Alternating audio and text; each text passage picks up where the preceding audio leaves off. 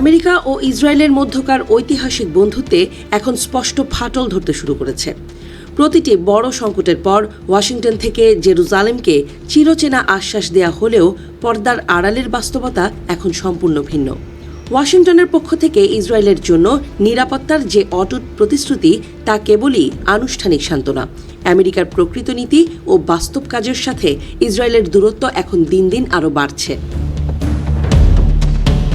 1948 সালে রাষ্ট্র হিসেবে আত্মনিয়োগের পর থেকেই আমেরিকার ছায়াতলে থেকেছে ইসরায়েল। কারণ সামরিকভাবে চরম শক্তিশালী হলেও ইসরায়েল কূটনৈতিকভাবে আমেরিকার উপর সম্পূর্ণ নির্ভরশীল। 1973 সালের যুদ্ধ থেকে শুরু করে প্রতিটি বড় সংঘাতের ইতিহাস ঘাটলে দেখা যায়, যখনই আমেরিকার নিজস্ব স্বার্থের সাথে ইসরায়েলের সামরিক লক্ষ্য মেলেনি, তখনই ইসরায়েলকে পিছু হটতে বাধ্য করেছে ওয়াশিংটন। পরাশক্তি হিসেবে আমেরিকা বরাবরই নিজের স্বার্থকে আগে প্রাধান্য দিয়েছে, মিত্রের স্বার্থকে নয়। বিশেষজ্ঞরা বলছেন, বর্তমানে বৈশ্বিক রাজনীতিতে আমেরিকার মূল ফোকাস পুরোপুরি বদলে গেছে। চীনের সাথে পরাশক্তি হওয়ার প্রতিযোগিতায় জেতার জন্য ওয়াশিংটন এখন তার সমস্ত মনোযোগ ও সম্পদ ভারত প্রশান্ত মহাসাগরীয় অঞ্চলে সরিয়ে নিচ্ছে। ফলে মধ্যপ্রাচ্যের নানান ঝামেলা থেকে গা বাঁচাতে চাইছে আমেরিকা। তাছাড়া কোনো সংঘাতে না জড়িয়েও আরব দেশগুলোর মাধ্যমে মধ্যপ্রাচ্যে নিজেদের স্বার্থ সহজে রক্ষা করা সম্ভব, এটি বুঝে গেছে পেন্টাগন। সবচেয়ে বড় পরিবর্তন এসেছে আমেরিকার অভ্যন্তরীণ রাজনীতি ও জনমতে। ইসরায়েলের প্রতি আগের মতো সর্বসম্মত সমর্থন আর নেই। বিশেষ করে তরুণ ভোটার, মানবাধিকার কর্মী এবং সংখ্যালঘু জনগোষ্ঠীর মধ্যে ইসরায়েলকে বিপুল সামরিক সহায়তা দেওয়ার বিষয়ে প্রশ্ন বাড়ছে। গাজা যুদ্ধের পর এই প্রবণতা আরও শক্তিশালী হয়েছে।